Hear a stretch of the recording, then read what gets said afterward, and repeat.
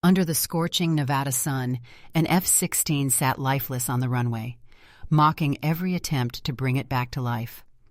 The heat lay over Nellis Air Force Base like a heavy wool blanket no one could shake off. Mirage ripples danced above the tarmac, turning jet tails into wavy strokes. Crew chiefs hustled in neon vests. Radios squawked. Someone somewhere laughed too loud at a joke that wasn't funny. The brittle kind of laugh people use when the schedule is slipping and the brass is watching. Near the end of the flight line, a maintenance cart hummed beside the silent Falcon. Panels were open along the fuselage, wiring looms exposed like nerves. A pair of portable fans pushed warm air that didn't help anyone. Two young techs worked the belly panels. Ethan Cole, with a grease smudge riding his cheekbone, and Brian Tate with a sunburn that made his neck look like a red scarf. Their sleeves were rolled tight, their swagger tighter. "Run the aux power again," Ethan called, leaning into the open bay. "Hold it steady this time." Brian flipped the switch on the cart. The aircraft answered with a thin electronic whine that faded to nothing. A single status light flashed amber, then dark. Ethan pulled back, rubbed his jaw, and glanced toward the tower. "That's cute." It pouted. From the cockpit ladder, a third tech called down. "She's dead, man. Not even a hiccup. We're wasting cycles." "You're wasting my cycles," Ethan shot back, more out of habit than heat. He wiped his hands, then, without looking, tossed the rag toward a maintenance bin. It missed, slumped on the concrete. Alyssa Brooks picked it up as she came by, set it in the bin, and kept walking. She was 24, eyes quick, hair tucked under a cap with the base emblem. On paper, she was new to the flight line. In practice, she'd been memorizing manuals late at night, like someone learning a second language by overhearing it in diners. She didn't talk as much as the guys did. She listened. There was a reason she heard what other people missed. Today, what she heard was the stomach-knot music of a base under pressure. Red flag exercise was days away, with visiting pilots already checking in and foreign flags hanging in the briefing hall. Nobody wanted a dead jet on display. The phrase "optics matter" had floated down from somewhere above and now lived in everyone's head. Over the radio, a clipped voice said, "Maintenance, status report on tail number 317. Ethan jabbed his push-to-talk. "Still diagnosing, copy?" A pause. "Diagnosing is not status." "Copy," he said again, jaw tight. Alyssa stopped at the wingtip and shaded her eyes. She loved these aircraft, even when they were stubborn. The F-16 still looked fast at rest, as if the air around it leaned forward. But the quiet today felt wrong, like walking into a room where a music box should be playing and finding it closed. Behind the safety line, a small cluster of airmen lingered with water bottles, watching. One laughed. "Maybe it's older than my uncle's Camaro. Just let it nap." Another said, "Nah, my uncle's Camaro actually runs." Snickers carried on the hot wind. Alyssa kept her face still. Comments like that didn't help, especially when the commander's SUV had just rolled by 2 minutes earlier. Across the taxiway, a janitor pushed a mop bucket along the painted corridor that cut through the hangar row. He moved unhurried, steady, as if the heat didn't touch him. Alyssa noticed him because he always seemed to be there when things were tense, gliding along with that quiet posture older military folks had, shoulders back, head level, like balance was a duty. She'd seen him a dozen times and never quite clocked why he stood out until now. He watched the jets the way mechanics watched engines, not the way bystanders did. Not with awe, with calibration. He paused, leaned his mop handle against his shoulder, and took in the open panels with a gaze that slid from bay to bay. It lasted all of 3 seconds. Then he dipped the mop and went back to work. "Brooks!" Ethan slapped the side of the fuselage to get her attention. "Grab the thermal cam from Tool 2. "On it," she said. She jogged to the rolling tool chest and popped open the top drawer. The thermal camera was there, battery charged, a miracle for once. She passed it up the ladder and didn't move away. Ethan scanned plates and bus bars, muttering. Brian spun on a creeper under the aircraft, shoes squeaking. "Anything?" she asked. Hotspots are boring. Everything's room temp, Ethan said. Which, by the way, is a crime against nature. Brian's voice came from under the jet. Maybe the spirit left the body. Then we'll exorcise it, Ethan said, but his tone lacked the usual bite. On the flight line, a golf cart pulled up, dust plume behind it. Colonel Richard Harlan stepped out, sunglasses on, jaw working, cover perfect. He was tall in the way people are tall because they're used to looking down on problems. A junior aide clipped at his heel with a tablet, already opening a notes app. Harlan didn't bother with greetings. We have aircraft arriving within the hour. We have observers on base. What is the plan? Ethan straightened on the ladder, forcing a smile that reached nowhere. Sir, we're systematically— The plan, Harlan repeated, taking 2 slow steps forward, is not a list of things you already tried. It's a path to green. Alyssa swallowed and looked past him. The janitor was inside the shade of the next hangar now, mop moving in long figure eights, head down. We'll have status within the hour, sir, Ethan said. You'll have results within the hour, Harlan corrected. He turned without waiting for an answer. The aide hustled after him, typing. When he was gone, Brian let out a breath. He's in a mood. He lives in a mood, Ethan said. Let's pull the bat bus and reseat. They worked. Sweat made the edges of Alyssa's gloves itch. A pair of thunderheads built like distant mountains over the desert. Promise without follow-through. The thermal cam found nothing interesting. The diagnostic tool flagged an error code that meant 3 different things, and none of them helpful. The portable fan pushed the same hot air. Another attempt at aux power died in a faint whimper.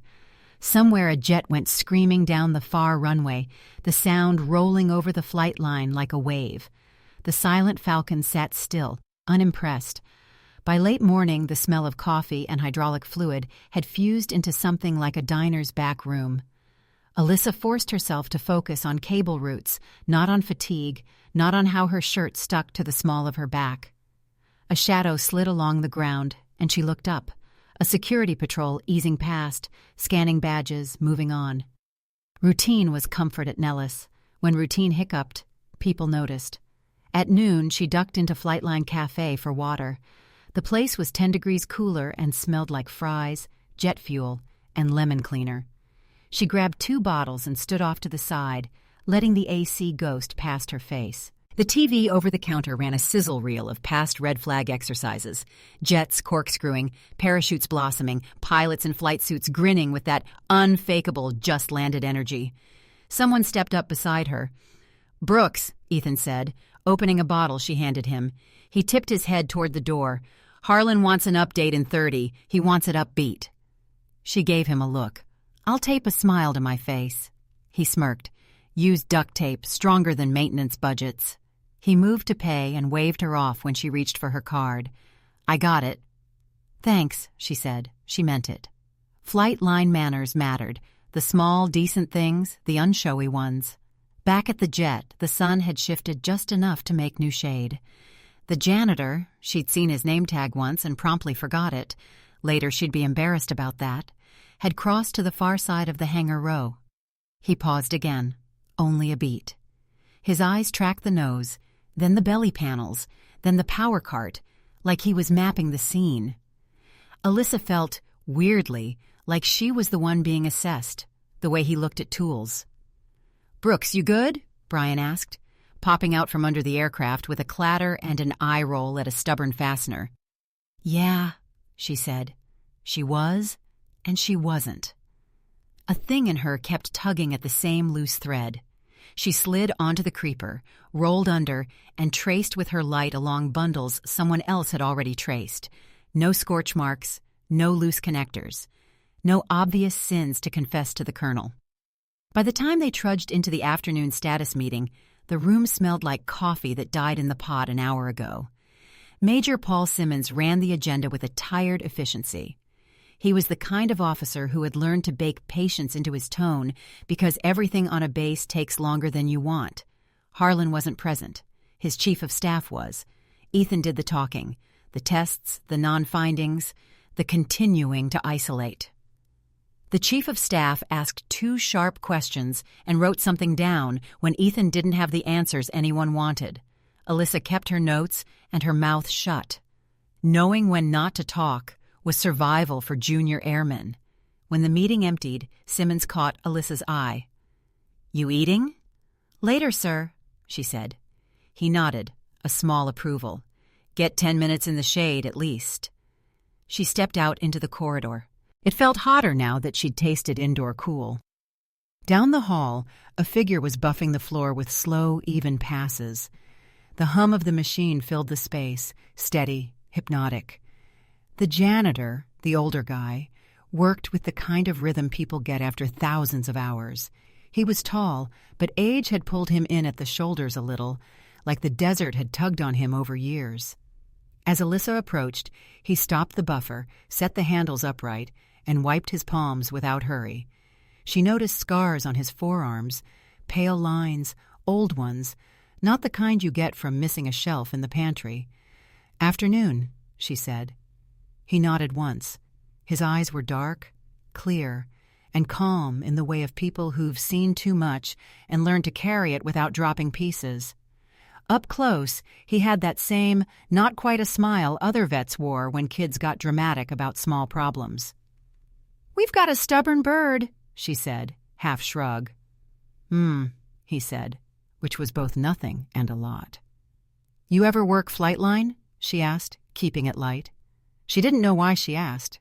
Maybe because nobody else looked at the aircraft the way he did. Maybe because just then she wanted a voice that didn't sound like the one in her head. "Long time ago," he said. "Miss it?" "Some parts," he said. He glanced past her toward the window where the sun carved bright lines across the floor. "Some parts I don't." She waited. He didn't fill the silence. He seemed entirely willing to let her move on or not, like a door left ajar. "Okay," she said, smiling a little at herself. "Have a good one." "You too," he said, and eased the buffer back into motion, the machine's low rumble swallowing whatever else could have been said. On the runway, the afternoon dragged. A transport landed, big-bellied and slow, taxied with patience only heavy aircraft can afford. A visiting gaggle of officers in crisp uniforms toured the hangar area, nodding at things like they were on a field trip where you pretend to recognize all the exhibits. Somewhere a pilot yelled, "Clear!" and someone else yelled, "Clear!" back, and the familiar rituals kept the base's heartbeat regular. Ethan tried a different diagnostic ladder. The laptop balked at a handshake. Brian made a joke about gremlins that didn't land. Alyssa kept moving, fetching, holding, recording, thinking. She didn't mind being the one who did the unglamorous parts. The unglamorous parts were how things worked. Late day light turned the mountains burnt orange. The shadow of the silent falcon stretched long enough to reach the next tie-down spot.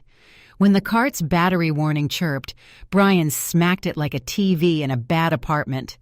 "We're charging and nothing's charged." Ethan groaned softly. "If this thing decides to cooperate after I've said mean things about it all day, I'll apologize in writing." Alyssa watched a line of ants stubbornly crossing a seam in the concrete near her boot, carrying crumbs from some forgotten snack. They didn't care about rank, optics, timelines, or what a jet should or shouldn't do. They were just doing their job, one crumb at a time. It was somehow comforting. At full dark, the base cooled from furnace to oven preheating. The flight line quieted to a hum instead of a roar. Portable lights washed the aircraft in a theater glow. The junior crew got dismissed in staggered shifts. Alyssa stayed on for the late check, and then finally signed her name on a clipboard with a scrawl that looked more tired than official. The guys told her to get some sleep. She nodded, promised she would, and then walked faster than she felt like walking. Because sometimes if you didn't stop moving, you wouldn't notice the gravity of the day. She cut across the corridor to the far side of the hangar and almost collided with the janitor as he came through a side door, mop bucket wheels squeaking. He stopped cleanly, a small courtesy step back that kept her from sloshing water onto her boots. "Sorry," she said, touching the brim of her cap out of habit. "Careful there," he said. The corner of his mouth twitched, friendly, not quite a smile. The overhead lights made a soft aura on the wet floor behind him, perfect arcs like a parade ground on inspection day. "You always work this late?" she asked. "Works here," he said, not unkindly. "Time shows up when it wants." She huffed a little laugh. "Feels like that." He studied her face the way he'd studied the jet. Not invasive, just precise. "You look like someone still running the checklist in your head." "I probably am," she said. Her feet hurt in that good way you got from days that were worth the tired. "We've tried everything. It's like the aircraft decided to forget what on means." "Maybe it remembers something different," he said. She looked at him, one beat longer than a casual conversation required. "You ever see one do this?" "Seen a lot of things," he said. "Birds get stubborn, people more so." Alyssa smiled. "You and my grandfather would get along." "Maybe," he said, and the word carried decades. Down the hall, voices rose. Someone telling a story bigger than it needed to be. Someone else laughing too loud. She glanced that way, then back. The janitor hadn't moved. He had the stillness of a tree, the kind that had stood through storms and didn't feel like proving anything.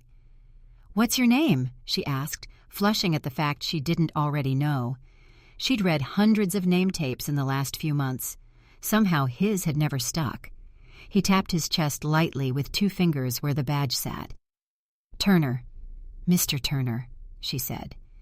The name fit him. Plain, steady, unfancy. He nodded at the honorific, but didn't make a thing of it. "Get some rest, Brooks." She blinked. "You know my name?" "On your cap," he said. And this time, the almost smile leaned more toward humor. "I should have guessed." She hesitated. "Thanks. For the floor. Looks good." He tipped his chin once. Then he pushed the bucket forward, and the wheels squeaked, and his steps matched the rhythm, and the wet floor shone behind him like a path someone might want to follow. Outside, the wind had settled. The neon smear of Vegas glowed low on the horizon past the fence line, a reminder that a different world was 10 miles away and couldn't be less relevant. Alyssa walked past the parked vehicles, past the stack of chocks, past a coil of air hose that looked like a sleeping snake. She could feel the day peel off her shoulders with each step. When she reached the bike rack, she didn't climb onto her bike. She sat on the low concrete curb and leaned back on her palms, looking up. The stars out here always surprised her. Vegas was lights and noise. Nellis at night was a sky big enough to swallow you whole. She tried to let it unclench something in her chest. Instead, her head kept ticking. Power trains, bus ties, ground faults, sensor alignments, voltage anomalies, software versions, log entries that should have pointed somewhere but pointed nowhere. Movement caught her eye. Over in the shadow between hangars, Turner was taking out a bag of trash, tying it neat, not a crinkle wasted. He paused at the threshold and looked out toward the flight line with a face that wasn't wistful and wasn't sad. It was something like recognition, like a man looking at a neighborhood he used to live in. She watched him watch the flight line. The way he stood, feet just so, weight balanced, scratched at a memory she didn't actually have. He turned then, and their eyes met across the distance. Nothing spooky, nothing cinematic, just a simple look that made her think of the first time she learned torque values and realized there were numbers that, when you hit them just right, made things safe. He lifted 2 fingers from the trash bag in a tiny salute. She returned it, almost laughing at herself. He disappeared into the shadows of the corridor, the door sighing shut behind him. Alyssa stayed a few minutes more, just long enough to let her skin cool. When she finally swung onto her bike and pushed off, the night air felt like mercy. She pedaled slow through the bay streets where cicadas buzzed and porch lights made little halos on concrete stoops. A kid's bicycle lay on its side outside family housing. A dog barked at nothing and everything. Life on base rolled on with the big machine, and she was one small gear clicking into place. At her barracks, she showered the day off, ate peanut butter from a spoon because the vending machine was out of everything worth caring about, and stretched on the floor even though her body protested. When she killed the lights, the room went quiet, except for the faint hum of the AC that always sounded one cough away from dying. Sleep came slow. When it did, it brought a dream she'd had since tech school. She was elbow-deep in a panel with 100 identical connectors, and she could feel the right one under her fingers, but couldn't see it, couldn't name it, couldn't convince anyone to hand her the tool before the countdown reached 0. She woke at 3, stared at the dark, and breathed until her heart stopped trying to sprint. Before dawn, she was back on her bike, legs turning, brain lighter now that morning had a grip on the base. The horizon bled pink into gold. Crew chiefs yawned into coffee. The first jet of the day went up and carved a path across the pale sky. At the hangar, Ethan arrived with a grimace that said both good morning and here we go again. Brian carried a paper sack of breakfast burritos and performed the sacred ceremony of tossing foil-wrapped hope to the huddled. Alyssa took one, thanked him, ate half, tucked the rest in her pocket. She ran her hand over the cool curve of the F-16's intake and felt the small thrill she always felt, even with her frustration. These machines were alive in their way. Sometimes they just needed to be invited to wake up. The day reset. Radios crackled. Harlan pinged. The schedule's teeth clacked. Alyssa moved through it with a calm she had to choose, not one she naturally possessed. She fetched the tool, held the light, took the note, double-checked the torque, logged the serial, cross-checked the manual, and then did it all again. Through it all, a thought kept circling like a hawk over a field. Not a phrase, not a conclusion, just a pressure, like something important in her peripheral vision she couldn't quite turn to see. Late morning, she needed zip ties from supply and jogged across the corridor. The floor gleamed, still damp in a corner, fan cones set up with little yellow wet floor signs like tuxedoed ushers. Turner was there again, wringing out a mop head, using the sink with respect like it was expensive. He looked up when she entered, then back to his work. "Morning?" she said. "Morning," he echoed. She grabbed the zip ties and turned to go, then stopped with her hand on the door. "Hey," she said, trying to make it casual and failing. "Yesterday you said maybe the aircraft remembers something different." He didn't answer right away. He finished wringing the mop, set it back in its bucket, and straightened with a small exhale. "Sometimes a fix becomes the system," he said. "People forget. The jet doesn't." Alyssa felt the hair rise on her arms, the way it does when someone says something you didn't know you were waiting to hear. "You think someone patched around something and never logged it?" "Could be," he said. "That would throw diagnostics," she murmured, more to herself than to him. "It would send us looking for a ghost." Turner held her gaze for a heartbeat. He didn't nod. He didn't need to. Then he rolled the bucket away with that same steady rhythm, leaving her staring at the door, the zip ties biting into her palm. Back at the aircraft, she tucked the thought into the part of her brain where real possibilities live, not the part where wishful thinking wastes time. She watched the way Ethan and Brian moved around the Falcon, the muscle memory of 100 jobs, the little shortcuts that made them fast and good, and sometimes blind. She put a hand on the fuselage like she was greeting an old friend. Ethan glanced at her. "You praying?" "Can't hurt," she said. He snorted. "If any jet listens to prayers, it isn't this one." Maybe not, she thought, but sometimes people do. By late afternoon, the wind came up from the south, hot and full of dust, rattling the loose chains on the tie-down points. Someone cursed as a checklist page skittered under a cart. The sky turned the color of a bruise over the far peaks. Alyssa kept moving, kept doing the small right things in the hope they'd add up. Under the noise of the day, a quiet little conviction opened its eyes, yawned, and sat up inside her. It wasn't proof. It wasn't a plan. It was a direction. When the shift finally broke and the crew drifted toward dinner, she lingered by the hangar door, watching the light thin out across the flight line. Turner stood 20 yards away by the supply cage, coiling an extension cord with practiced care. He didn't look up, but she felt, absurdly, like he was waiting for her to decide something. She took a breath, stepped toward him, and stopped at a respectful distance. He turned his head slightly, enough to show he knew she was there. "You said a fix can become the system," she said softly.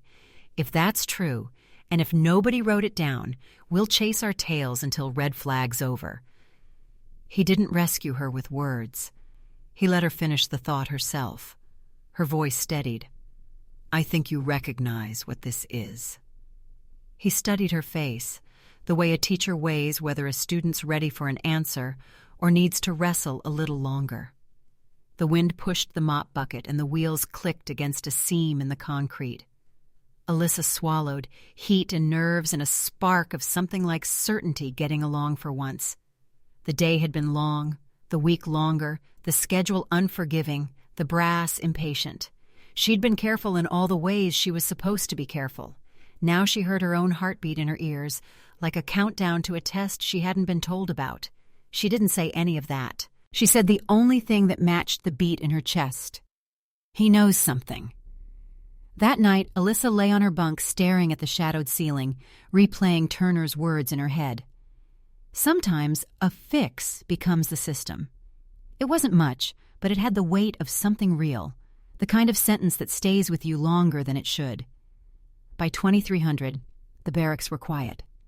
Down the hall, someone coughed in their sleep. Outside, a truck rumbled past on the service road. Alyssa rolled over, checked the time again, then swung her legs to the floor. She wasn't going to sleep until she got answers. Base Archives wasn't the kind of place junior techs hung out after hours. The small, fluorescent-lit room smelled like old paper and ozone from the copier.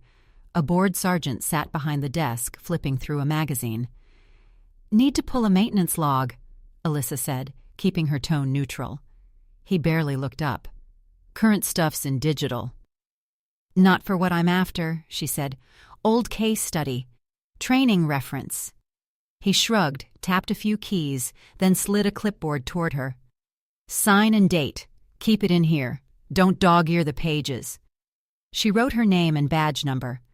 The terminal booted slow, like it resented being woken. When the interface finally appeared, she typed Turner, Marcus. The screen paused, then filled with lines of service history. Master Sergeant, United States Air Force service years, 1981-2007. Specialty, aircraft maintenance, F-4, F-15, F-16 platforms. Campaigns, Desert Storm, 1991.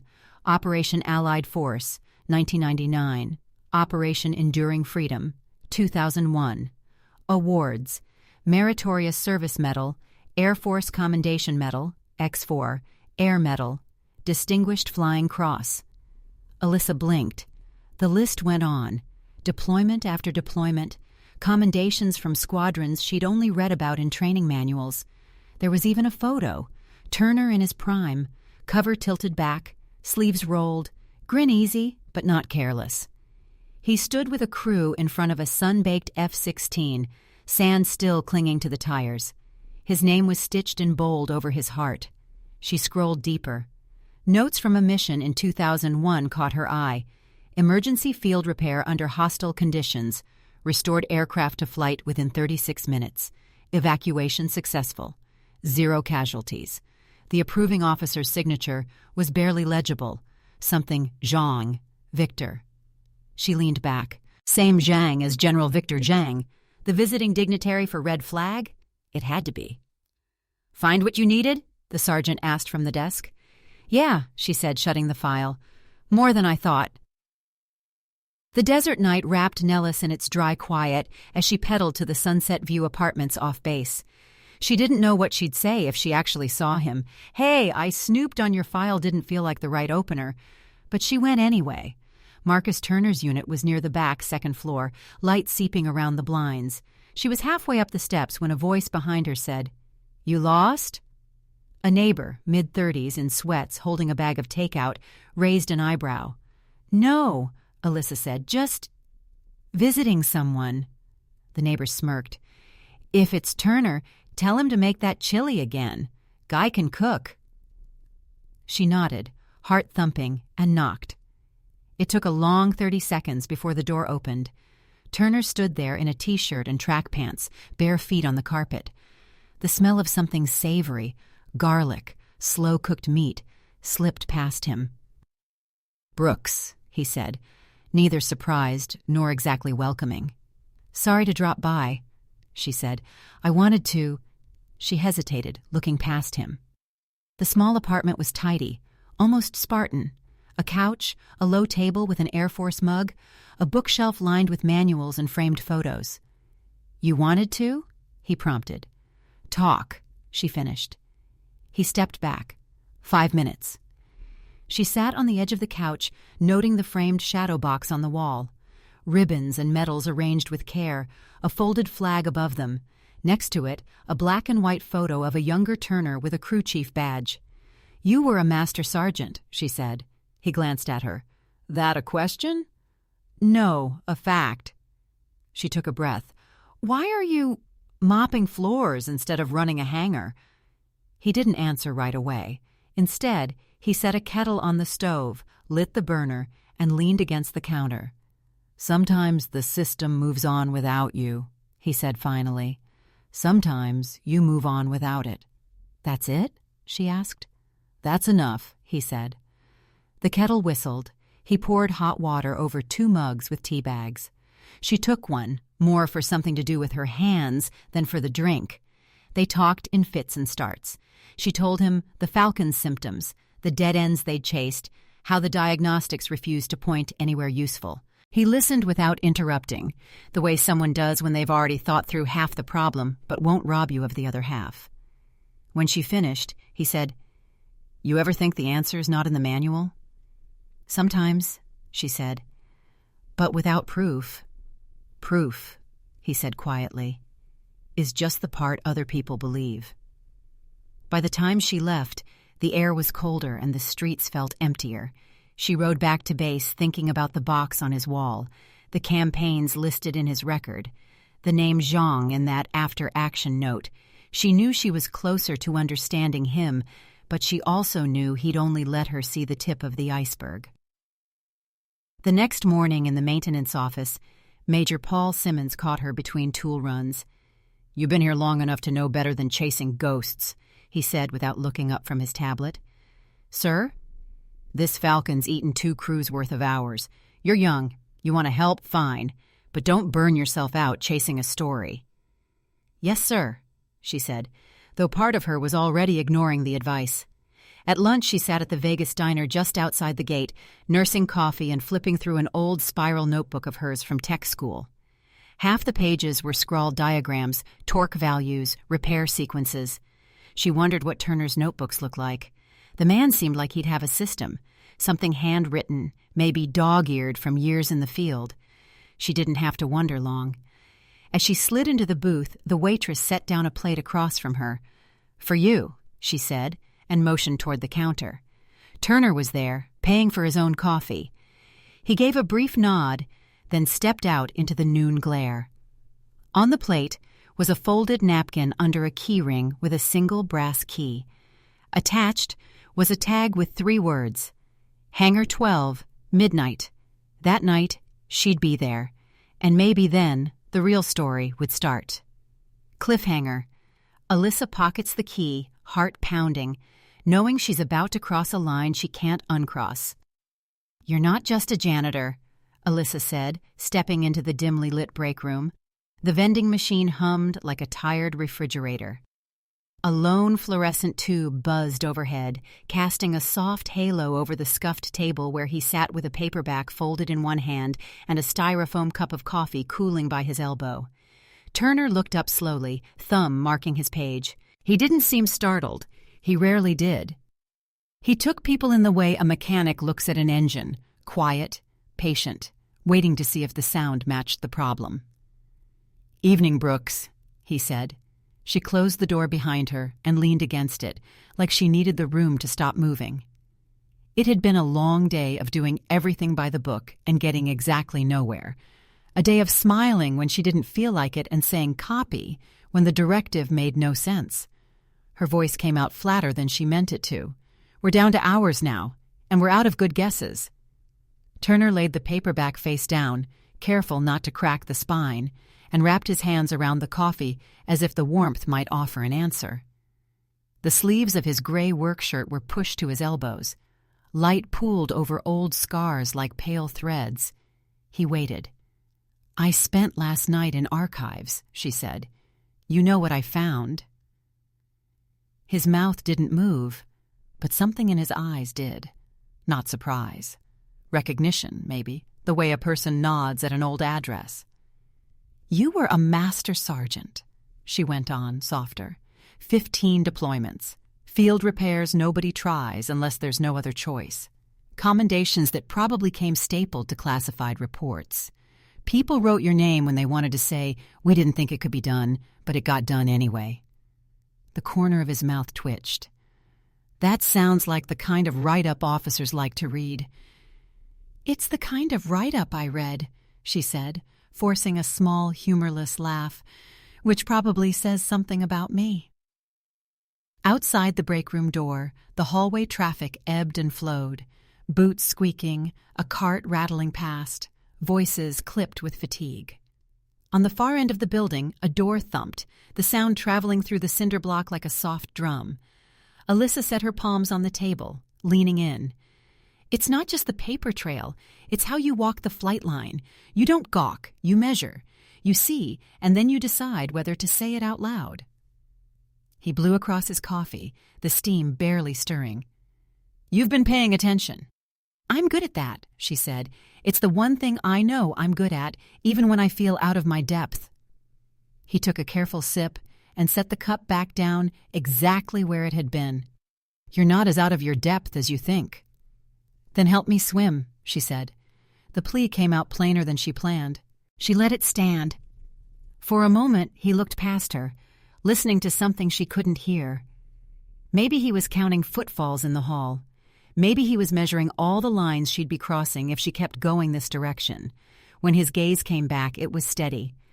"There's a chain of command. Chains can bind or support," she said. "The difference is how they're used." That's the kind of sentence that gets young airmen in trouble. "I'm already in a little trouble," she said, and then, because there was no point pretending otherwise, added, "I don't much care." The door swung open hard enough to bump her shoulder. She stepped aside as Ethan Cole and Brian Tate rolled in on a wave of laughter and stale coffee smell. Brian went straight for the vending machine and slapped the glass like a busker playing a drum. "Come on, don't be shy. Give me that Snickers." Ethan clocked Alyssa, clocked Turner, and grinned in a way that wanted an audience. "Brooks holding office hours?" "Just breathing," she said. "Do that on your own time," he said, and reached past her for a foam cup. "Old man, how's the mop life?" Turner didn't rise to it. He never did. "Cleaner than most," he said. Brian hit the selection buttons, and, miracle of miracles, the candy bar tumbled into the tray. He bent to grab it and said over his shoulder, "Hey, if the jet won't start, maybe you can sweep it down the runway and we'll call it a day." Ethan laughed like it was funnier than it was. Alyssa stared at the two of them and felt something small and steady go cold inside her. She wasn't sure if it was disappointment or fatigue getting a new name. "Knock it off," she said. Not loud, not a shout, just a worn edge to the words. "We're all tired." Ethan raised his cup in a mock toast. "Too tired," he said. "The base's favorite flavor." Brian tore open the candy bar with his teeth. "Relax, Brooks. We're all friends here." He jerked his chin toward Turner. "No offense." "None taken," Turner said. He stood, slid his book into a back pocket, and picked up his coffee. "Gotta get back to floors." He moved toward the door and almost made it past Ethan, who shifted just enough to make it awkward. Not a block. Just a small test of whose space this was. Turner didn't break stride. He kept that even, patient gait, and the little blocker melted like a snowflake on hot concrete. When the door swung shut again, the fluorescent buzz felt louder. Ethan took a sip and frowned. "Coffee's terrible," he announced, as if he was performing a public service. "Then stop drinking it," Alyssa said. Brian held up the candy wrapper. "You want half?" "No, thanks." "Suit yourself." He stuffed the rest into his mouth and chewed with a farmer's contentment. "You heading to Flightline after this?" I hear they got a new batch of pie. Alyssa stared at the door Turner had just gone through, the hinge still vibrating. I've got work. On what? Ethan asked. We've hit everything twice. Maybe there's something we haven't hit yet. You mean a miracle, he said. I mean a blind spot, she said, and left them with their coffee and their sarcasm. The hallway felt cooler, a little quieter. Turner was already halfway down it, pushing his bucket, the wheels squeaking in sync with his steps. She caught up in 3 long strides. Mr. Turner, she said. He stopped, turned the handle of the bucket to lock the wheels, and faced her without sighing, without that "what is it now" breath people used when they were about to say no. He waited. I shouldn't have to ask you this, she said, but I'm going to anyway. She lowered her voice, which had the side effect of making her sound more certain than she felt. Tell me what I'm not seeing. He glanced at the ceiling as if someone up there might have a better angle. What makes you think there's a single thing? Because of how you look at it, she said. Because you talk like a man who's already solved half the puzzle and is waiting for me to notice the corner piece. His mouth made half a smile. Now you're just flattering me. No, sir, she said. That would sound prettier. He held her eyes for a moment. The bass hummed around them, the big machine turning, all the little parts doing their jobs. His voice went softer. You're young. I'm not too young to learn, she said. The silence between them settled into something almost companionable, like 2 people standing at a window watching rain and not needing to narrate it. He broke it first. You been to Flightline today? Coffee, she said. Pie rumor unconfirmed. Go again, he said. Ask for a corner booth and look at the wall behind the register. There's a photo there nobody looks at. If you can tell me what's wrong in it, the rest will make sense. She blinked. You're sending me on a scavenger hunt? He tilted his head, and the overhead light etched a line along his cheekbone. You want answers or directions? Both, she said, but I'll settle for either. He unlocked the bucket wheels and started to turn away. She touched the handle, lightly, not to stop him, just to slow the moment. Mr. Turner, she said, and when he looked back, she said it straight. I know who you were. I think I know who you are. Let me do the right kind of wrong so this base doesn't get embarrassed in front of the whole world. That made him laugh, low and surprised. The right kind of wrong, he repeated. That's a phrase. It's the truth I've got, she said. He studied her a heartbeat longer, then nodded once, not quite to her, not quite to himself. Go look at the photo, he said. Then come find me. Flightline Cafe hadn't changed in the 3 hours since lunch. Same chalkboard menu and shaky handwriting, same smell of fryer oil and lemon cleaner, same waitress with the beehive hair who remembered everybody's usual and didn't judge when they added pie to breakfast. The evening rush had thinned to pockets of uniforms and a couple of kids coloring fighter jets on paper placemats while their mom cut their grilled cheese. Alyssa slid into the corner booth and let the air conditioner take a layer of heat off her shoulders. She ordered coffee and a slice of pecan pie because her grandmother always said, "You're braver with sugar in you." When the waitress walked away, Alyssa sat very still and looked at the wall behind the register the way techs look at instrument clusters. Soft eyes first, then sharp. It was a collage of base life, ribbon cuttings, retirement ceremonies, a group shot from a red flag 20 years back, a holiday party with too many sweaters, a grainy photo of the cafe itself when the counters were a different color and the coffee pots were all glass. The photo at the center was a little faded and a little crooked. 3 airmen standing in front of an F-16 with the gear down. A quick note in blue marker on the mat read 0302, Rescue Birds. Her pie arrived. She didn't pick up the fork right away. She leaned in. In the picture, the belly panels were open. Someone had run a cable from a cart around a place it didn't belong. At first glance, it looked like a clumsy staging for effect, a "look, we're working on a jet" moment. But the more she stared, the more the wrongness crawled toward her. That cable wasn't sloppiness. It was a bypass. and whoever had done it had tucked the tail through a hole in a bracket that didn't exist on the stock configuration. Her heart did that tiny double tap against the inside of her ribs that meant discovery. The waitress slid by with a fresh pot. "You good, hun?" "Perfect," Alyssa said, eyes still on the photo. "How long's that one been up?" "Oh, that old thing? Forever." The waitress topped off a table of crew chiefs and came back. "Guy who gave it to us used to sit right where you are. Quiet fella. Tipped decent. Came in for coffee and the eggs with hot sauce." Alyssa smiled despite herself. "Sounds familiar." She took a quick picture of the picture with her phone. The bypass in the photo wasn't exactly what she was seeing on 317, but it rhymed. If someone had done a version of that years ago in a hurry, and nobody had ever mapped it back into the maintenance logs, a lot of their nonsense suddenly made sense. Diagnostics weren't wrong. Diagnostics were asking the wrong question. She ate 2 bites of pie, sweet and sticky and oddly fortifying, left cash on the table, and headed back, her feet moving faster than her uniform would have liked. Turner was in the corridor near supply, coiling an orange extension cord the way sailors coil rope. No kinks, no fuss. He looked up before she spoke, like he knew exactly when she'd come around the corner. "It's a bypass," she said, "a non-standard one. If you were trying to work around a grounding fault fast and you didn't have the right kit, you could route a feed like that and it would sing. And if you never unsang it, the aircraft would assume the song was original." He didn't smile, didn't frown. "You looked." "I did," she said, "and now I can't unsee it.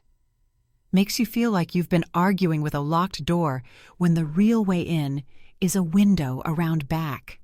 "Exactly," she said, grinning despite the stakes. "You've done this before." "I've done a lot of things before," he said. She lowered her voice again, instinctively. "If I go back into that belly with that in my head, I might find the ghost we've been chasing." "And if you find it," he said, "what then?"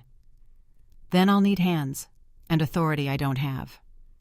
He nodded once, slow. "And that's where the chain of command remembers what it's for." "Or where rules bend a little and then spring back stronger," she said. "I don't want to break anything except the problem." He breathed out, a small sound that might have been a laugh or the ghost of one. "You talk like somebody raised by good people." "Grandma and Granddad," she said. "She taught school. He fixed tractors until he could afford not to, and then kept fixing them anyway because he liked the work." "Good people," Turner said again, and looked down the hall as 2 airmen in PT gear jogged past, leaving a wake of laundry soap and ambition. He wiped his palms on a towel that had seen better days, then folded the towel along its old crease. "There's a camera in Hangar 12 with a blind spot near the emergency ladder. It wasn't designed, it just happened." Alyssa swallowed. "That sounds like information a person shouldn't have."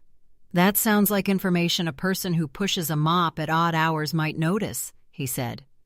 The overhead speaker clicked, and a voice announced a transport arrival. The words bounced down the corridor like a flat stone skipping across a pond. Alyssa checked her watch without meaning to. The day was sliding toward night again. Time was a conveyor belt, and she stood on it, moving, whether she walked or not. "You keep telling me what to see, but not what to do," she said. "Is that on purpose?" "It's an old habit," he said. "Sometimes you say too much and people stop listening. Sometimes you say just enough and they start seeing." "I'm seeing," she said. "I'm also asking." He let the silence stretch a beat. "Why you?" he asked. "Why are you the one who keeps knocking on a door everyone else is pretending isn't there?" "Because I can hear what's behind it," she said. She didn't mean for it to sound dramatic. It didn't feel dramatic in her mouth. It felt practical. "And because I don't want to wake up next week and realize we let our pride make a fool of us in front of people who flew across an ocean to watch."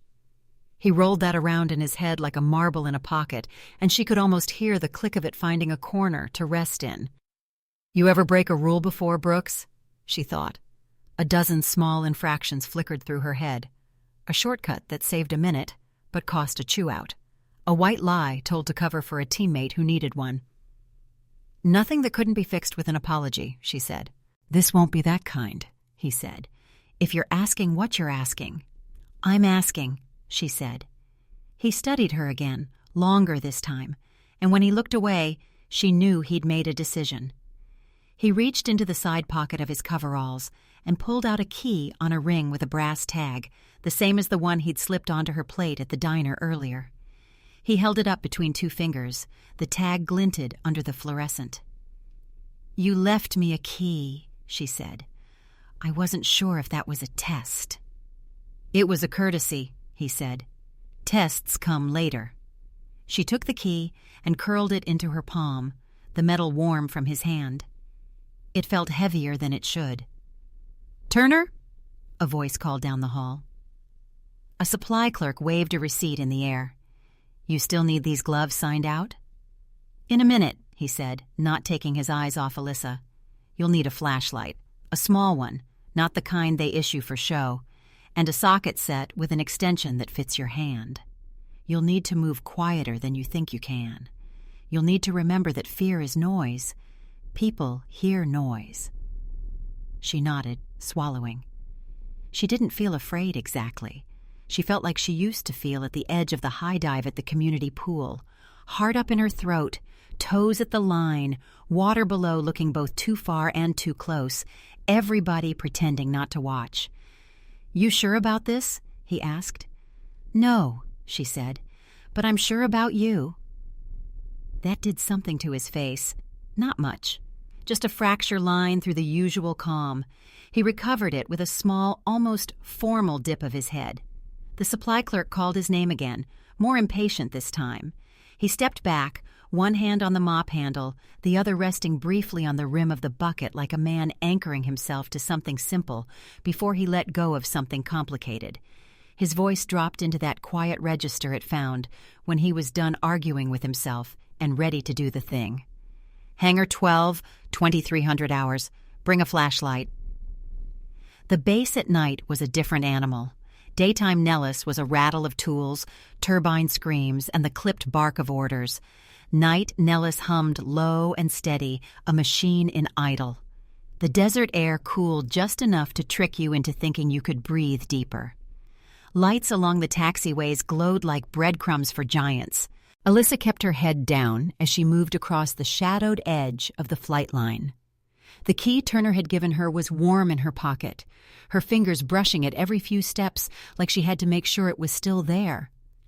She wore her lightest jacket, plain ball cap, and boots she knew wouldn't squeak. She'd told no one. Ethan thought she'd gone to crash early. Brian probably assumed she was eating pie somewhere. Neither would guess she was walking toward the one hangar everyone ignored after dark. Hangar 12 sat on the far end, its corrugated walls throwing back the faint orange of the perimeter lamps. Officially, it was in reserve, used for overflow storage, the odd refit, nothing urgent. Unofficially, most airmen treated it like it was haunted. The lighting inside was patchy, half the bulbs out, and the echo in there could make you swear someone else was breathing with you. When she reached the side door, she glanced once over her shoulder. The nearest security camera was aimed at the main entrance. Just like Turner said, blind spot. She slid the key into the lock. It turned with a soft click that sounded louder than it should have in the quiet. She slipped inside. The air in Hangar 12 was cooler, scented faintly with machine oil and dust. Shadows stacked in the corners, broken only by a few pools of pale light under the working fixtures. An F-16 hull sat stripped down on jacks, its skin open in panels, like a half-finished sculpture. Along the far wall, racks of tools gleamed dully in the low light. Turner was there, leaning against a rolling cart, hands in the pockets of his coveralls. He wasn't wearing the janitor's shirt tonight, just a plain dark sweatshirt and jeans, which somehow made him look taller. "You made it," he said. "Wasn't sure you'd be here," she replied. "I said I would be," he said simply, and started walking toward the aircraft in the center of the hangar. "Let's work." He handed her a compact flashlight, matte black, no bigger than her palm. "No floodlighting," he said. "We're not here to put on a show." She crouched beside the Falcon's open belly while Turner wheeled over a smaller tool chest. His movements were quiet, deliberate, no wasted motion, no clangs. The kind of muscle memory you only get after years in places where noise meant attention, and attention meant trouble. "See that junction?" he asked, pointing with the beam of his light. "Bus tie should be standard spec. This one's been touched." Alyssa leaned closer. At first it looked like every other bundle. Black insulation, tie-down points, connector ends neat. Then her eyes caught the difference. A length of wiring routed just a shade off the schematic path.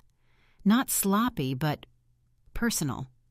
Like someone had done it in a hurry and then decided it worked too well to undo. "That's our bypass," she murmured. "Not exactly," Turner said. "That's the ghost of one." He showed her how the cable looped through an anchor that didn't exist on the original build, then joined the bus at an angle no manual would approve. It was old work, tape slightly brittle, a touch of dust under the ties. "If this is like the one in that cafe photo," she started. "It is," he said. "But the person who did this didn't log it, either because they couldn't or because they didn't want anyone else to know." She sat back on her heels. "And now the jet's acting up because the system thinks this is the spec." "Diagnostics are following the wrong map," he said. "They're looking for a mountain that isn't there and ignoring the river right in front of them." They worked in quiet for the next 20 minutes, tracing the cable's path, noting where it joined, and left the standard harness. Turner's instructions were clipped, but never impatient, the way you'd talk to someone you trusted not to waste the lesson. At one point, Alyssa's sleeve brushed a panel edge, and she hissed. Turner was there instantly, checking her arm. "Just a scratch," she said. "Sharp metal doesn't care if you're careful," he replied, then went back to the harness. Half an hour in, she had a clear mental picture. The bypass was the linchpin. Remove it, and the jet might revert to standard, if the underlying fault it was masking hadn't worsened. Leave it, and they'd keep chasing ghosts. She sat back against the cart. "We need to bring this to Simmons." Turner shook his head. "Not yet." "Why not?" "Because Simmons will have to tell Harlan, and Harlan's first instinct will be to ask who found it, and that opens a door you can't close. We're not ready for that conversation." She wanted to argue, but the logic was too clean. "So what do we do?" "You document it," he said. "Every inch. Enough that if someone tries to erase it, the record still stands. And then you figure out if you can fix what it was covering without pulling the rug out from under the jet." "That's not a small ask."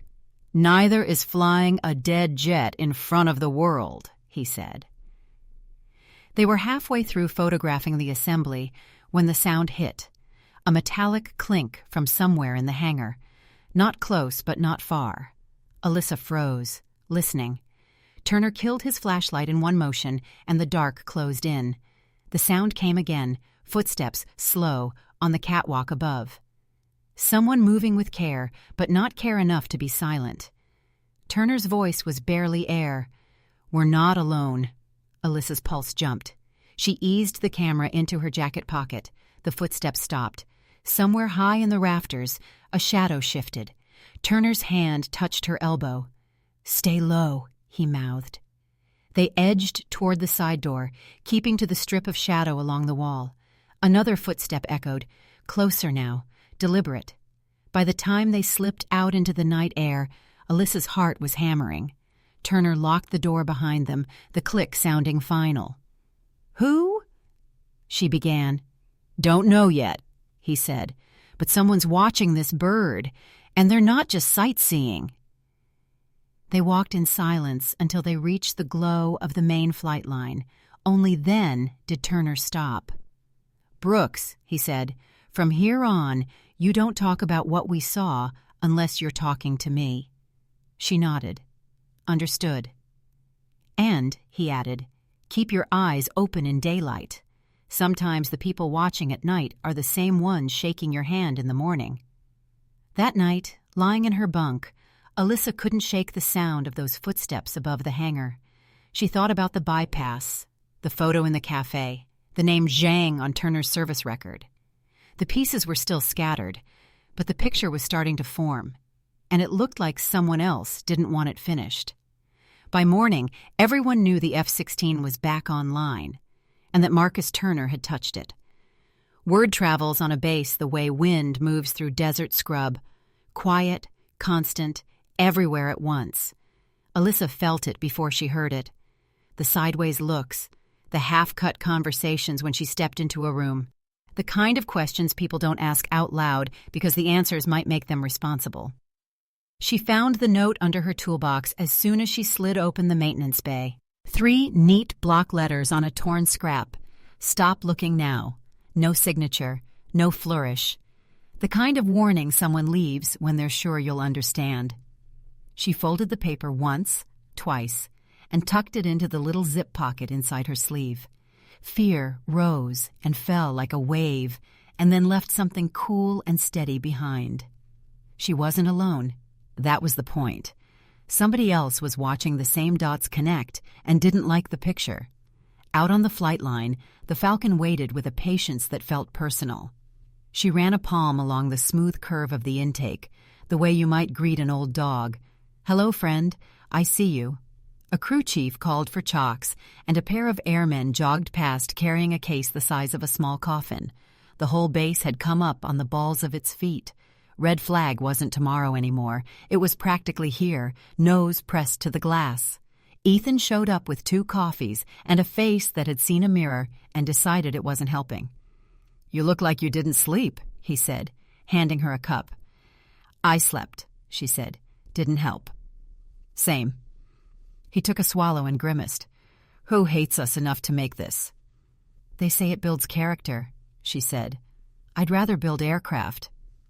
He knocked his shoulder lightly against hers, a truce for the morning. "Come on, Simmons wants a huddle at 09. The huddle was more of a lineup. Major Simmons at the whiteboard, 3 squads worth of crew, ranked by what they were supposed to be doing and how far behind they were. Alyssa stood with Ethan and Brian in the second row, eyes on the bullet points that kept multiplying like rabbits. Simmons went through the list, assigning tasks with his calm that ended arguments before they started. When he got to the F-16 that had been haunting everyone's dreams, he finally looked up. "Cole, Tate, Brooks, you're still primary," he said. "I know you're sick of its face. That's fine. I'm sick of its face, too. Let's make it purr and get on with our lives." "Copy," Ethan said. "Copy," Brian echoed. Alyssa didn't say copy. She said, "Yes, sir."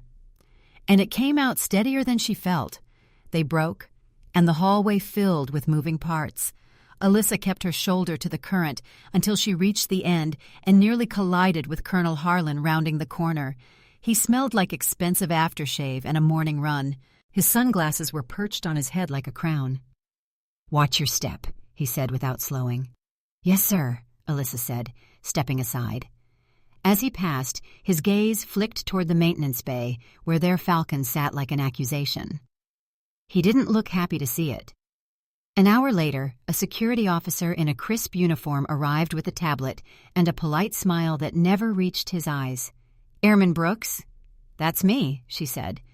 "Colonel Harlan would like to see you," he said. "Now? Right now?" The colonel's office had a view of the runway that made every conversation feel small by comparison. Harlan stood there with his hands clasped behind his back, like a man posing for a painting. On the low table sat the tablet and a folder thick enough to be a problem. Major Simmons stood to one side, jaw working like he was chewing something that wouldn't break down. A civilian in a Navy suit sat in the corner with a notepad, and the kind of face that made everyone else wish they hadn't said quite so much in the elevator. "Airmen," Harlan said without turning. "Have a seat." Alyssa stayed standing. "I'll stand, sir." "As you wish." He turned then and tapped the tablet. The screen lit with gray footage. Hangar 12, all angles and shadows. The timestamp in the corner read 23:37. 2 figures moved through the frame, one taller, one smaller. The taller one's gait was unmistakable if you'd ever watched him walk the corridor with a mop bucket. Harlan didn't ask if it was her. He didn't need to. "Would you like to explain why you were in a restricted hangar after hours with a janitor and a flashlight?" "Working on a maintenance lead," she said. "Working," he repeated, with a dryness that left salt behind. "Airman Brooks. I have young men and women on this base who follow procedures because procedures keep aircraft in the sky and their friends alive. I have dignitaries arriving this afternoon and a demonstration scheduled less than 24 hours from now. I do not have time for a junior tech to make herself the main character in a story she isn't qualified to tell." She felt the heat rise in her face and pressed it down. "Sir, with respect, he's not—" "He," Harlan said, finally letting irritation leak into his tone, "is the janitor, and you—" He flicked his eyes to Simmons, who stared at the spot on the carpet where future regrets are born. "You will remove Airman Brooks from the flight line for the day. Confine her to quarters pending disciplinary review. We will not, under any circumstances, be conducting unsanctioned midnight adventures on my base." "Sir," Simmons began, "that will be all." Harlan slid the tablet across the table, and the civilian made a note without looking up. Alyssa kept her voice level. "Sir, if you confine me to quarters, at least send someone to look at the bus tie harness on 317's belly. There's a non-standard—" "You are done," Harlan said, not raising his voice, which only made it land harder. "Major." Simmons gave her a look that managed apology and warning at once. "Airman," he said, nodding toward the door. She walked out with her shoulders square and her eyes forward, and only let them drop for a second as she passed the corridor window.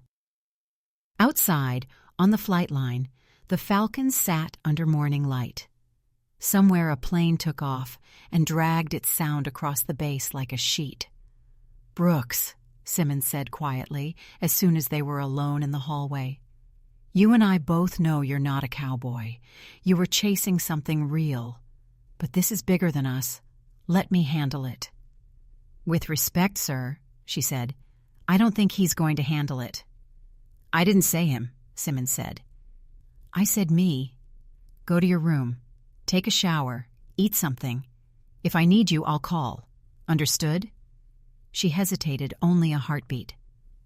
"Understood." On the way out, she passed Turner in the corridor, pushing his bucket, the squeak a metronome for the morning. He didn't look up. He didn't slow. He didn't have to. She brushed her fingers against the rim of the bucket as she passed, a small, ridiculous gesture, then kept going. In her room, she sat on the edge of the bed and stared at her own hands until the blood in her fingertips remembered how to move. The note in her sleeve felt heavier now, like it had absorbed the colonel's tone. She set a timer for 15 minutes, showered faster than the water could get hot, ate an energy bar that tasted like cardboard trying to be a brownie, and lay back to stare at the acoustic tiles. She lasted 5 minutes before the phone rang. "Brooks," Simmons said, "report to Hangar 3. She was halfway out the door before Hangar finished leaving his mouth. When she got there, Hangar 3 looked like the inside of a stirred-up anthill. Techs, crew chiefs, pilots, a handful of officers, people with clipboards and people with opinions. The F-16 sat in the middle like a stage. A TV camera crew from Base Public Affairs threaded their way through the bodies, setting up on the far side with a microphone stuck to a pole like a fishing line. Colonel Harlan stood near the nose, talking to a thin, gray-haired man in a suit with a flag pin. Congressman Whitmore, if you believed the local news tickers.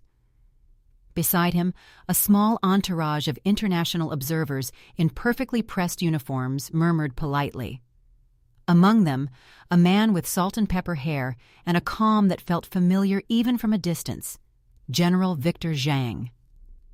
Alyssa slipped to the edge of the crowd, grateful to be invisible again. Simmons stood at the wing root, arms folded. Ethan and Brian hovered by the tool chest, looking like kids who'd been told to apologize and then handed microphones. Harlan raised his hands, and the hangar noise settled to a human level. "Ladies and gentlemen, we have all worked very hard to ensure that today's demonstration reflects the professionalism and prowess of this base." He smiled, the kind of smile that had to be ironed into a face. "We are moments from proving that work." Alyssa could feel the next move before it happened. People like Harlan liked to reassert control with a show. He nodded to the PA crew. The cameraman nodded back and aimed the lens at the little platform set by the nose wheel. Harlan gestured, and 2 security officers stepped forward with that not smile they practice. "Mr. Turner?" Harlan called, voice carrying easily. It took Alyssa a second to realize who he meant, and then the crowd parted slightly, and there he was. Mop Bucket pushed to one side, standing with his hands at his sides like a man at attention without the uniform to prove it. "Would you join us up here, please?" Harlan said. It wasn't a request. It was theater. Turner walked forward. He didn't hurry. He didn't drag his feet. He moved the way he always did, like each step belonged to itself. He stopped near the small platform. Harlan didn't invite him up. "This individual," Harlan said to the assembled and, let's not pretend otherwise, to the camera, decided last night to enter a restricted hangar without authorization and to tamper with critical equipment. He let that hang, the word tamper dressed up in the worst tailor money could buy. "We cannot and will not tolerate such actions, regardless of intent." Murmurs rippled. Alyssa felt the urge to step forward, climb her spine. Her hands went cold. She looked for Simmons. He shook his head once, just enough to be a signal. "Wait," Harlan went on. "Nevertheless, we are a disciplined unit, and our systems work. Our maintenance team," he lifted a hand toward Ethan and Brian, which made them both look like they wanted the floor to open, "has brought this aircraft to operational status. We will now perform a final systems check." Turner said nothing. His face might as well have been carved. He looked at the jet, then at the crowd, then at nothing at all. Alyssa wanted to take that stillness and put it in a glass case with a label. In case of futility, break calm. General Zhang cleared his throat, just enough to be a sound, but not a comment. Harlan glanced at him, smile sharpened, and pressed on. "Tech Cole," he said. "You may proceed." Ethan climbed the ladder to the cockpit like a man who'd rather be doing anything else. Brian positioned himself by the ground power unit, hands a little too careful. Alyssa slid along the perimeter until she was near the left main gear, close enough to see, far enough not to be seen. She could tell immediately by the way Ethan sat that he was trying to will the aircraft into compliance. She closed her eyes and sent a small, uncharitable prayer into the rafters anyway. "Power up," Harlan called. Brian flipped the switch. The hum rose and settled, a sleeper deciding maybe it wanted to wake after all. In the cockpit, panel lights flickered, then steadied. Ethan went through the checklist, careful as a surgeon. For a long half-minute, the jet behaved. Then a light on the secondary console flared amber, and a tone sounded, soft, insistent, the kind of sound that says, "I'm not mad, I'm just disappointed." Ethan paused, reset, tried again. Same tone, same stubborn little light. Harlan's jaw tightened. The public affairs camera did what cameras do, and zoomed. Alyssa could feel the bypass in her bones, feel the old fix asking the system to remember the wrong song one more time. She looked across the crowd to Turner. He hadn't moved. But his eyes were cutting from console to panel to belly in a pattern you couldn't learn in a manual. Without thinking, Alyssa took a step forward. Simmons's hand appeared from nowhere and caught her sleeve. She looked up, ready to argue. He shook his head again, this time with a barely-there half-smile that somehow said, "Wait 2 more beats." "Try again," Harlan said, as if repetition solved physics. Ethan tried again. Same light, same tone, same feeling in Alyssa's chest. A hook set just wrong. General Zhang took a step toward the jet, hands clasped behind him. "Colonel," he said mildly, "may I ask a question?" "Of course, General," Harlan said, eager to pivot to anything that made him look generous. "This aircraft," Zhang said, "has it seen modifications not listed in its primary log?" Harlan let out a short, humorless laugh.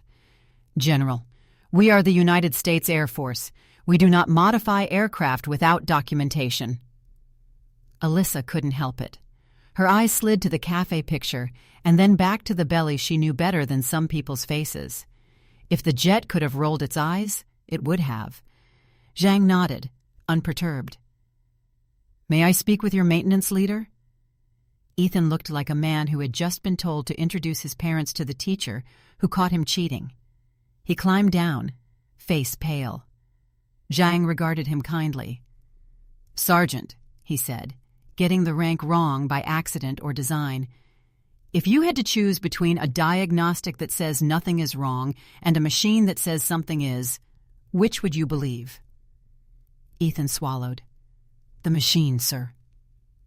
"Good," Zhang said. He looked past him, past Harlan, past the cameras, and straight to Turner. "Master Sergeant," he said, not loudly, but the title rang out the way a bell does in a quiet church. The hangar went still. People who didn't know what they were hearing still felt it. Harlan frowned. "General, with respect, Mr. Turner is not—" "Colonel," Zhang said, and the mildness was gone even though the volume didn't change. "If you will allow me 30 minutes with your team, I believe we can avoid embarrassment today." That word, embarrassment, did more damage than a reprimand would have. Harlan glanced at the camera, at Whitmore, at the cluster of foreign uniforms watching with polite interest, at Simmons standing very still at the wing, at Alyssa, who didn't flinch. Pride and calculation did whatever dance they do when a man has to choose between the thing he wants and the thing he can't afford. 30 minutes, he said. "Mr. Turner, if you have thoughts, please share them with Sergeant." He looked at Ethan, realized the rank, corrected himself. "Airman Cole and his team." Turner stepped forward at a normal human speed, not triumphant, not apologetic. He set his hand on the fuselage like a man greeting an old friend he didn't quite trust. "Power down," he said quietly. Ethan obeyed without arguing. The console lights fell away one by one, like a city going to sleep. "Open the belly panel B7, Turner said to nobody in particular.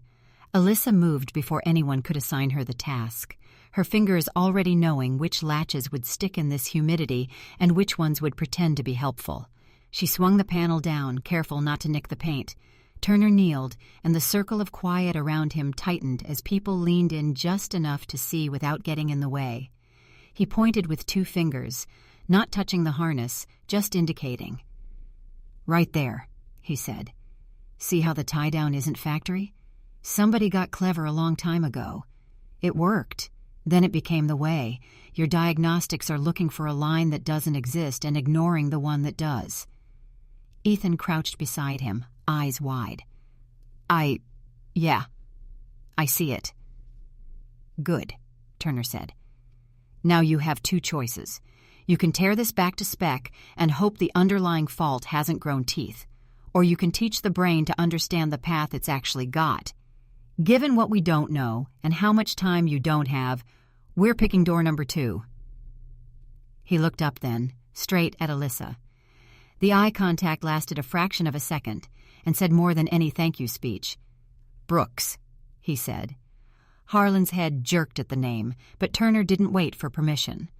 "Aux diagnostic port. You know where." She did. "Yes, sir," she said, before she could stop the sir, and a couple of crew chiefs smiled in their throats. She slid to the port, connected the cable, and handed the other end up to Ethan. Turner's voice went calm and low, the way it does when a man is building a bridge very slowly over a river everyone else can't see.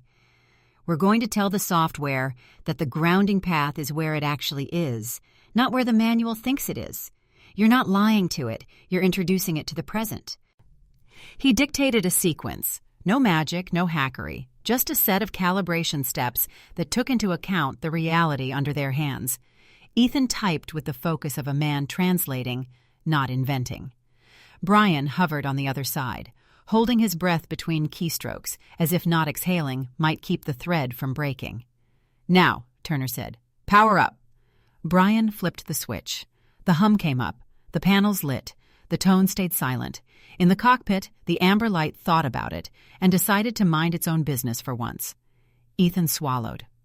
"Okay," he said, voice thin. "Okay." "Run the throttle check," Turner said, still calm. Slow, then steady. A test pilot, Lieutenant Walker, fresh-faced and trying to look older, eased into the seat and wrapped his hand around the throttle like it was the handle of a door to a familiar room. He advanced slowly. The engine note climbed in a smooth line. Alyssa felt the sound in her bones and matched her breathing to it. Walker moved the stick. Control surfaces answered like a conversation that had been interrupted and then picked up where it left off without apology. "Diagnostics," Turner said. Ethan hit the key. Lines of text scrolled, assessed, greened. One by one, subsystems reported, in like kids at roll call, here, here, here. Public affairs camera had crept closer. Even the congressman leaned forward, pen paused. Ethan looked up, eyes bright with something between relief and awe. "All primary channels are green." "Secondary?" Turner asked. "Green across," Ethan said. "Then stop talking and listen," Turner said. And for a second people looked confused until they realized he meant the jet. The engine's idle had a new smoothness to it, a quiet in the middle of the noise like a breath taken all the way to the bottom of the lungs. Walker's voice came over the intercom, not hiding the smile. "She feels right." A cheer started in the back, small and tentative, then grew until the hangar was full of hands slapping shoulders and a couple of whoops that sounded like people remembering what joy feels like at work. Alyssa didn't join the cheer. She just put her hand on the Falcon again and felt the vibration travel through her palm and into the breadcrumb trail of bones up her arm. "Alive," it said. "I remember how." Harlan didn't cheer, but he did let out a breath he'd probably been holding for 2 weeks. He looked at the camera, then at Whitmore, then at General Zhang, who watched all of it like a man watching a tide he knew would come in eventually. Turner stood, knees popping quietly, and closed the belly panel himself, latching it with the economy of someone who knows exactly how much force is enough. He stepped back, wiped his palms on a rag he pulled from a pocket, and nodded once to no one in particular. Job done without fanfare. That had always been his way. Alyssa knew that now. General Zhang stepped forward, eyes warm. He extended his hand. Turner took it. It was the first time Alyssa had seen him take that handshake without trying to shrink it. "Thank you," Zhang said, and the thank you had more in it than the 2 syllables held. Turner dipped his head. "Just doing the work," he said. "Doing the work," Zhang repeated, like he was making a note for later. "We'll talk." The crowd began to disperse in the way groups do when the climax has come and routine needs to reassert itself. Crew chiefs started barking normal orders again. Simmons finally let his shoulders drop a notch. Ethan and Brian stood very still, the look of men recalculating their own stories. Alyssa moved toward Turner, intending to say nothing and everything. She didn't make it that far. Colonel Harlan stepped in quickly, smile back on like a mask, voice pitched for the camera that was still watching.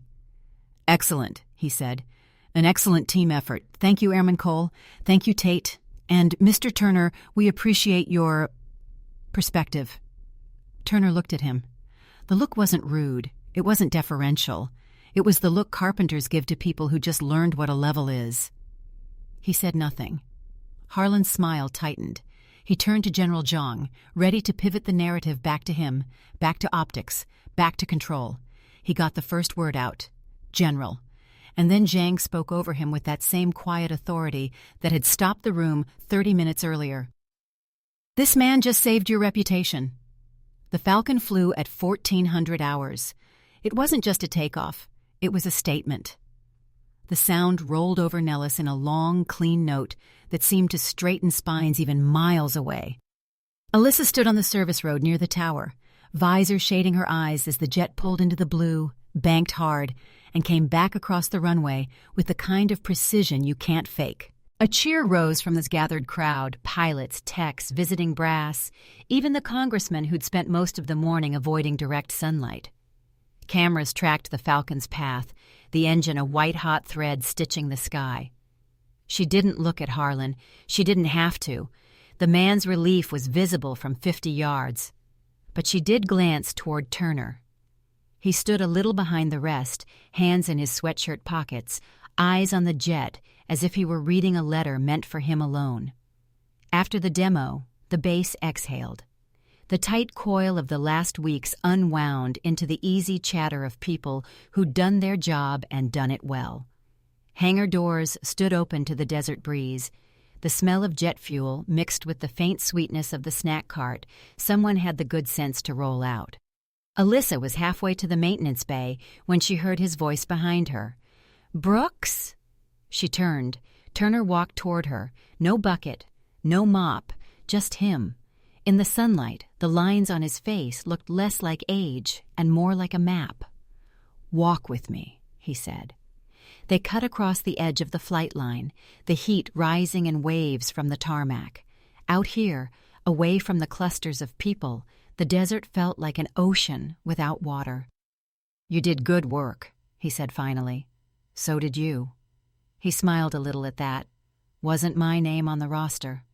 "Doesn't need to be," she said. They walked in silence for a while. A transport lifted off in the distance, its low rumble stretching out until it was just another piece of the Nevada hum. "You know Harlan's not happy," he said. "I noticed." "Doesn't matter. Zhang saw what he needed to see, and Simmons will make sure the right people remember the right details." She nodded, letting the words sink in. "What about you? What about me? You going back to being the guy everyone ignores?" He looked out at the mountains, their edges blurred by heat. "Ignoring's easy. People see what they expect. I'm comfortable in that." "But you're also the guy who saved the demo," she said. He shrugged, a small motion. "That's today. Tomorrow there'll be something else." They reached the chain-link fence at the far end, where the wind rattled a loose piece of aluminum against the post. He stopped there, leaned an elbow on the top rail. "You got what you came for," he said. "I didn't come for this," she said. "But I'm glad I found it." He studied her for a long moment. "You'll make a good leader, Brooks, if you remember that sometimes the work's more important than the credit." "I will," she said. He straightened, pulled something from his pocket. A small, worn challenge coin, edges smoothed by years of being carried. "This was given to me after a job in Kandahar," he said. "Not official, just someone's way of saying they saw me." He pressed it into her hand. "Now it's yours." She closed her fingers around it.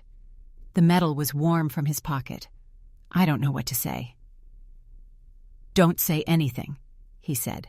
"Just keep doing the work." That evening, the visiting delegations departed in a blur of salutes and handshakes. The base settled into its usual rhythm. Alyssa stayed late in the bay, stowing tools, wiping down benches, the kind of quiet work that lets the day replay itself without interruption. As she locked up, she saw Turner across the hangar, talking to General Zhang. Their voices didn't carry, but she caught the ease in Turner's shoulders, the way Zhang listened without glancing at a watch. After a minute, they shook hands. Zhang left. Turner stood there a moment longer, then turned and caught her watching. He gave a small nod. She returned it. The next morning, his bucket was in its usual place by the supply closet, but the man himself wasn't there. On top of the mop handle sat an envelope with her name in block letters. Inside, the key to Hangar 12 and a note in neat handwriting. Sometimes you see the problem because you're new. Sometimes you see it because you've been here too long. Both matter. Keep looking. No signature. None needed. She slipped the key into her pocket, felt the weight of it next to the challenge coin. Then she rolled the bucket back into the closet and got to work. That weekend, she stopped by Flightline Cafe. The same waitress poured her coffee, the same hum of conversation filled the room. She glanced at the wall behind the register. The photo was still there, still crooked, still quietly telling its story to anyone willing to look. She smiled. Then she pulled a pen from her pocket, wrote a small note on a napkin, and left it tucked under the edge of the frame. "Nice work. I see you." When she stepped back into the sunlight, the air smelled of jet fuel and sage. A C-17 climbed in the distance, slow and sure, carrying whatever it was carrying to wherever it needed to go. She watched until it was a silver speck against the blue, then turned toward the bay. There was work to be done, and she knew exactly where to start. Long after the red flag demo was over, the story of the janitor who saved the jet kept making the rounds, not on official memos, but in the way people tell each other things that matter. It wasn't about medals or promotions. It was about respect, and how sometimes it shows up in work clothes instead of dress blues. For Alyssa, it was a reminder that skill doesn't care about titles, and truth doesn't need permission to exist. Turner's quiet expertise had done more than keep an aircraft in the sky. It had challenged an unspoken habit on base, the one where people look past certain faces, certain voices, because they don't fit the picture in their heads. In the weeks that followed, she noticed small changes. Crew chiefs asking Turner for his take before making a call. Younger techs who'd never spoken to him before pulling up a chair at Flightline Cafe. A few even admitted they'd heard about his work in the black community off base, fixing cars for free and mentoring kids who wanted to work in aviation. It wasn't in any service record, but it was real. She thought about that the next time someone cracked a lazy joke about the black community in the break room. This time, she didn't just roll her eyes. She told them about Kandahar, about the bypass cable, about a falcon that flew because a man who mopped floors knew how to listen to machines. The room went quiet, and something in their expressions shifted. Months later, Turner took a few weeks' leave to visit family back east. Alyssa covered his odd jobs around the hangar without being asked. When he came back, he brought her a postcard with a picture of a small airfield in South Carolina. On the back, in his neat block handwriting, was one line: "Still doing the work, still part of the black community, still worth it." She kept it pinned above her bench. Not as a trophy, but as a compass. Because in the end, the lesson wasn't just about fixing planes. It was about seeing people, all of them,